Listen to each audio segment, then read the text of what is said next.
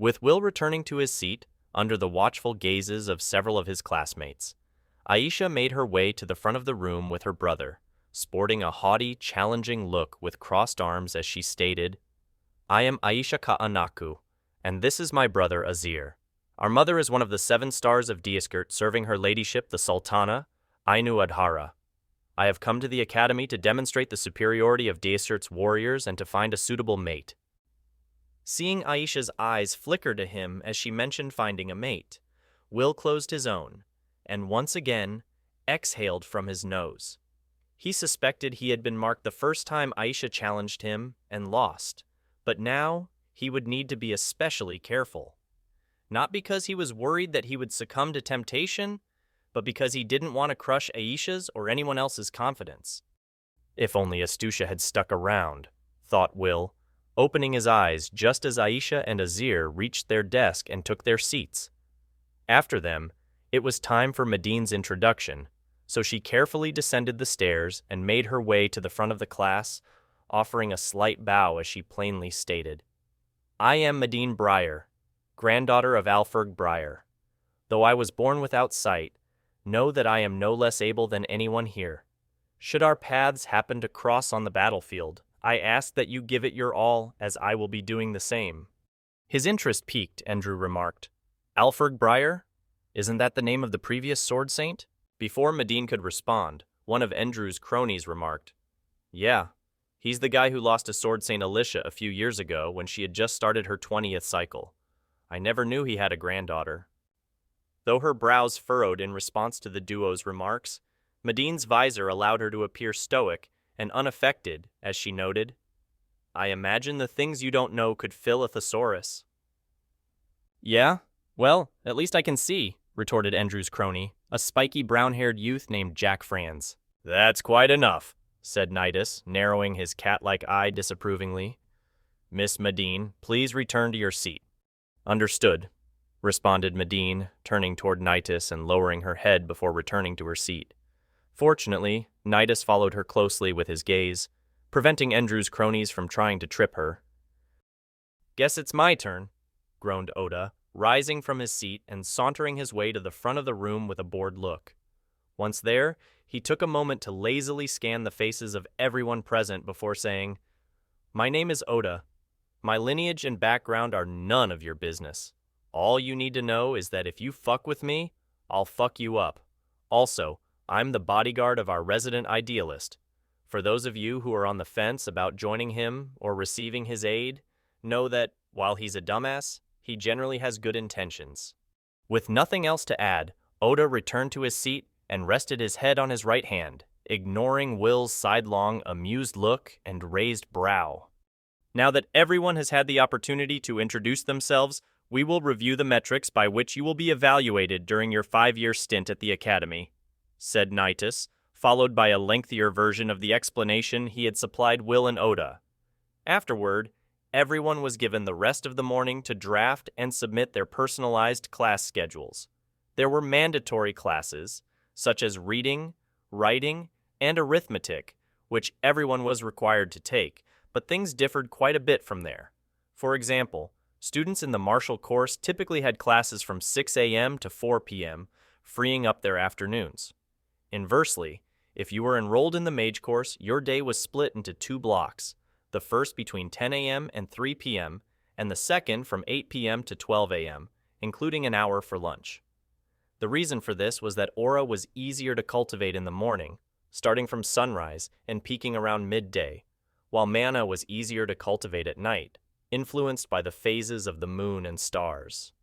Since he, like the majority of students in the elite class, was enrolled in the martial course, Will's schedule was guided training from 6 to 9 a.m., core studies from 10 to 12 p.m., archery from 1 to 1:50, and meditation from 2 to 4 p.m.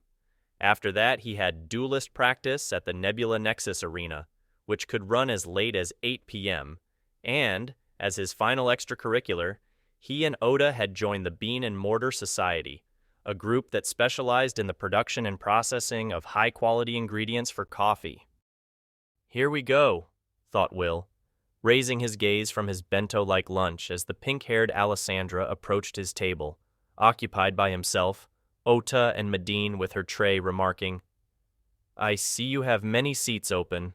Might I occupy one of them?" with her usual confident smile. "These are tables provided by the Academy," replied Will, wearing a smile of his own as he appended, "You are free to sit where you please. But you might struggle to eat if I sat on your lap," teased Alessandra, setting down her fully loaded tray and sitting across from Will as he was already flanked by Ota and Medine. At a glance, she couldn't weigh much more than 25 kilograms, but the amount of food on her tray was easily 2.5. "You should give up now," said Medine, drawing a curious gaze from Alessandra as she asserted, "Will is the future Lord of Eastwarden. He's not going to abandon his duties and responsibilities to become a breeding stallion for you and your family." That's a matter for the future," replied Alessandra, maintaining her smile as she met Will's gaze and added, "We still have 5 years to evaluate our prospects. That's nearly half our current lives, so who knows what could happen? I'm certainly eager to find out." Though he was tempted to state that she would have ample opportunities to find out, given her looks, Will didn't think it would be appropriate to say such a thing to a 10-year-old. Alessandra looked closer to 13, likely due to her lineage and diet, but that wasn't much better. "Unfortunately, I have little interest in such things," said Will, excusing. "I swore to my master, Leshian, that I would dedicate myself to my training until I graduated or became a master. With such little time to achieve my goal, I have even less for love and romance." "That's fine," hummed Alessandra, her eyes narrowing in an apparent attempt at appearing alluring as she argued, "I'm sure your interest will grow along with our bodies. After all, love and desire are among the most compelling forces in all of creation. For now, I just want to get to know and get along with everyone. Let's all be good friends, okay?" "Ugh, I'd rather not," responded Oda, his voice low and expression one of mild disgust as he gradually lost his appetite. He didn't care that Alessandra was strumpet in the making, but the thought of having to be near as she flirted with Will or butted heads with the other girls made him feel sick to his stomach. "Oh, come on, Ota. I'm pretty capable and a hard worker, you know," responded Alessandra, returning her gaze to Will as she asked, "Or does your offer not extend to those of noble birth? The stipend I receive from my family is barely enough to cover my supplies and equipment maintenance. For everything else, I'm expected to earn my keep and pay out of pocket. I could really use a sponsor, or maybe just a kind soul willing to take pity on a beautiful and vulnerable young girl." "That depends on your goal," replied Will, maintaining a calm, untouched smile. "My sponsorship is more about providing what people require, not what they desire." "I get it," said Alessandra, smiling playfully as she asked, "If I want your carrot, I must first subject myself to your stick, right? My only desire is to be the greatest warrior I can be. So if you're aiming to become a master by the time you graduate, that's what I'll aim for. We'll train together, and if there's anything you think I need or want to give me, I'll leave it to your discretion." "How shameless," muttered Medine, but her tone made it clear she was more envious than disapproving. She also wanted to train with Will, but as she didn't want to become a hindrance, she had yet to broach the subject for fear of his refusal. "I'm just taking advantage of the opportunities provided to me," asserted Alessandra. "My elder sister got into modeling and regretted it immensely. The culture is beyond exploitative, so much so that she ended up needing to get bailed out by our mother after being pressured into a contract with a demon. I don't want to suffer a similar fate, so why wouldn't I approach when Will presented himself as a convenient alternative? No offense," added Alessandra, directing a playful wink at Will. "Do I look offended?" asked Will, the corners of his smile curling up ever so slightly. He was hoping to make a deal with Ishal or Ahmad first, but as neither of the boys had approached his table, ostensibly not wanting to bother him on the very first day of school, it was beginning to look like Alessandra would be the beneficiary of his first official sponsorship. "You look dashing," replied Alessandra, and she meant it. Will wasn't the most handsome boy in their class, but he was by far the most rugged-looking. It was clear at a glance that Warrior's blood flowed through his veins, and if push came to shove, Alessandra had no doubt he would fight to protect the things he cared about.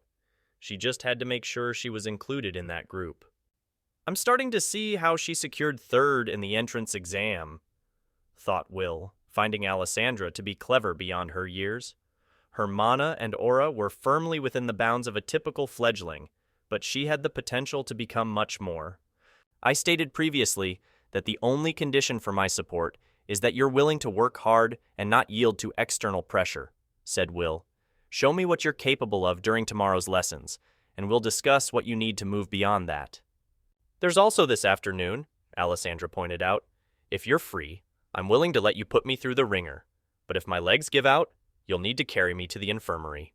2 things, said Will, holding up his right index finger and thumb. First, for all of our sakes, you should quit it with the innuendos. It's taking a lot of willpower not to roll my eyes.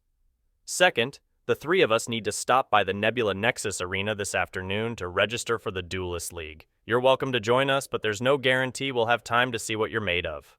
Should I register as well? Asked Alessandra. My combat style isn't the best suited for duels, but I was serious when I said I wanted to train with you. I may not be able to achieve results early on, but I'm certain I can do so with sufficient support. You need to decide things like that for yourself, said Will. Entering the league just because we're joining it is the same as giving in to external?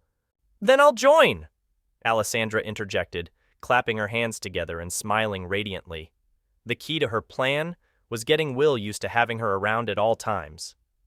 Then, once he started caring for her, he should take the initiative to talk her out of participating. Until then, she just needed to do her best. As the greater her effort, the more sympathy he would feel if or when she failed.